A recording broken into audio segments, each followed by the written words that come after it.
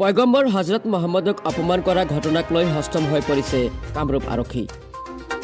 দেশজুৰি আন্দোলন হৈ থকাৰ মাজতে কামৰূপ আৰক্ষীয়ে লৈছে প্ৰশংসনীয় পদক্ষেপ।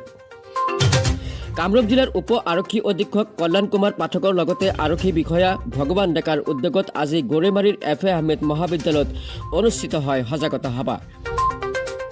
দক্ষিণ কামৰূপৰ ছয়গাঁও সমষ্টিৰ গৰৈমাৰীত বিভিন্ন মছজিদ কমিটিৰ সভাপতি সম্পাদক আৰু সমাজ সচেতন ব্যক্তিক লৈ অনুষ্ঠিত কৰে এই সজাগতা সভা।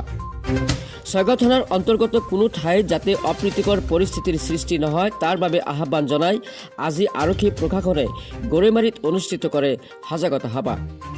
সকলোৱে যাতে শান্তি শৃংখলা বজাই ৰাখি দেশৰ পৰিস্থিতি যাতে ভাল দিশেৰে গতি কৰে সেই সন্দৰ্ভত সজাগতা সভাৰ জৰিয়তে আশা প্ৰকাশ কৰিছে কামৰূপৰ DSP কল্যাণ কুমাৰ পাঠকে।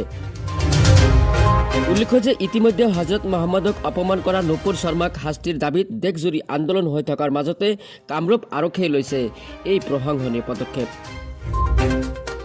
আমাৰ এখন সজাগতা সভা আহ্বান কৰা হৈছিল। এই সভা অকল আজি আমাৰ কামৰূপ ডিষ্ট্ৰিক্টৰ প্ৰায় সকলো থানাৰ ভাৰপ্ৰাপ্ত বিষয়ে আহ্বান কৰিছে। সেইদৰে আমিও ইয়াত এখন সজাগতা সভাৰ আহ্বান কৰিছিলোঁ। বৰ্তমান পৰিস্থিতি সাপেক্ষে আমাৰ হজৰত মহম্মদক অপমান কৰা ঘটনাক লৈ যিটো দেশৰ পৰিস্থিতি আইন শৃংখলাৰ অৱনতি ঘটিছে তাকে লৈ আমি এখন সজাগতা সভাৰ আহ্বান কৰিছিলোঁ। আৰু এই সভাত আমাৰ কামৰূপ জিলাৰ হেডকোৱাৰ্টাৰ DSP মহোদয় উপস্থিত থাকে আৰু ছয়গাঁও গৰৈমাৰী জৰচিমুলি মছজিদ কমিটিৰ ছেক্ৰেটাৰী প্ৰেছিডেণ্ট সকলোৱে উপস্থিত থাকে।